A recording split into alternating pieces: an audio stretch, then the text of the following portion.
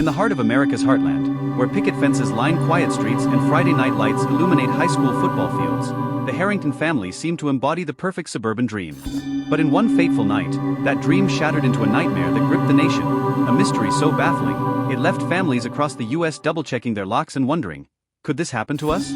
Picture this, it's July 12, 2015, a sweltering summer evening in Elmwood Heights, a sleepy suburb just outside Columbus, Ohio, the kind of place where kids ride bikes until dusk, neighbors wave from porches, and everyone knows your name. Mark Harrington, 42, a beloved high school history teacher who quoted Lincoln in class and coached Little League soccer, was grilling burgers in the backyard. His wife, Elena, 39, a talented graphic designer who freelanced for local businesses while juggling PTA meetings, was inside popping popcorn for family movie night. Their kids?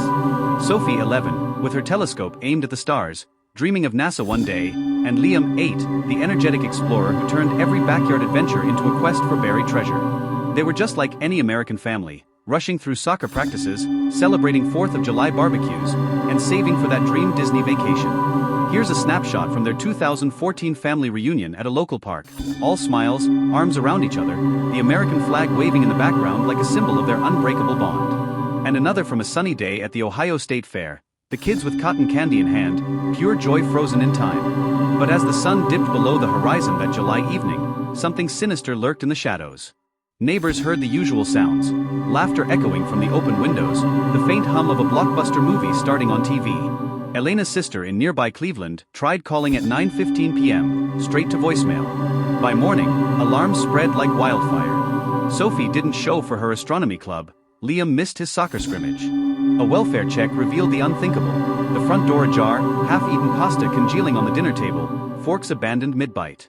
The TV frozen on a cartoon cliffhanger. Wallets, phones, keys, all left behind. The family dog, Max, pacing anxiously in the yard, as if waiting for owners who would never return. Was it a home invasion gone wrong? A sudden medical emergency?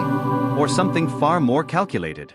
The scene screamed foul play, yet there were no signs of struggle, no broken glass, no blood, no ransom demand. The car sat idle in the driveway, engine cold. Imagine waking up to this in your own neighborhood, your next-door family's home, once filled with life, now a ghostly shell. Here's a chilling recreation of the abandoned house that night. Fog creeping in like fingers of dread, lights flickering as if whispering secrets. And a closer look at the eerie stillness, the untouched dinner table mocking the silence. The story exploded across CNN, Fox News, and every local station from coast to coast. Amber alerts blared on highways.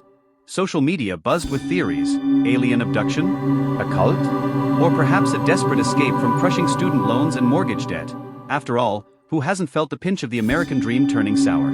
The FBI descended, combing through bank records, emails, and Mark's classroom for clues.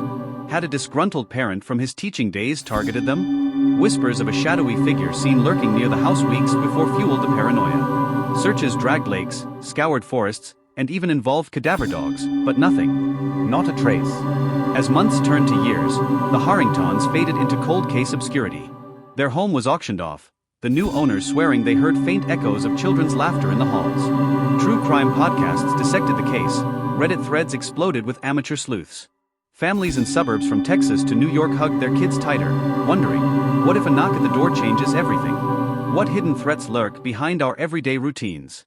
Then, on July 18, 2021, 6 years and 6 days later, a date that sent chills down spines nationwide, the impossible happened.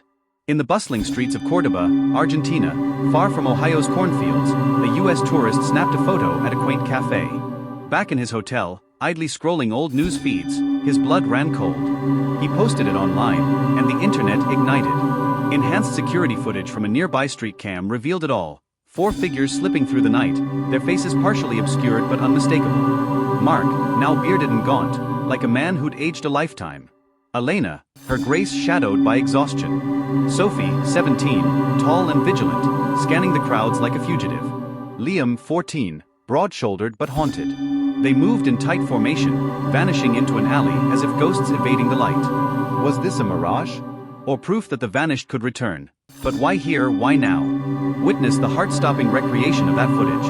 Blurry shadows under foreign streetlights, a family reborn in secrecy. Interpol mobilized. Agents traced them to a nondescript apartment in Cordoba's outskirts, a world away from Elmwood Heights' manicured lawns. When the door creaked open, Mark didn't flee. He sighed as if relieved and ushered them in. The revelation? A twist that rocked America to its core. Months before vanishing, Mark uncovered a nightmare straight out of a thriller. Anonymous threats from a former student, twisted by grudges, escalating to surveillance photos of Sophie and Liam at school playgrounds. Police brushed it off as a hoax. Sound familiar, in a country where school safety fears dominate headlines? But Mark, haunted by mass shooting news and neighborhood watch alerts, couldn't risk it. In a desperate bid to protect his family, he orchestrated the ultimate escape, staging the disappearance to look like abduction, draining savings in secret, forging IDs through dark web contacts. Argentina? Elena's distant roots provided cover, a fresh start in a land of tango and vast pampas. They lived off the grid, homeschooling under aliases, odd jobs in cash, always looking over shoulders. Sophie traded stargazing for survival lessons. Liam's adventures became real. But the American dream's shadow loomed. Elena battled homesickness for Thanksgiving turkeys and Super Bowl parties. Mark wrestled guilt over stealing their innocence. The kids? They adapted, but at what cost?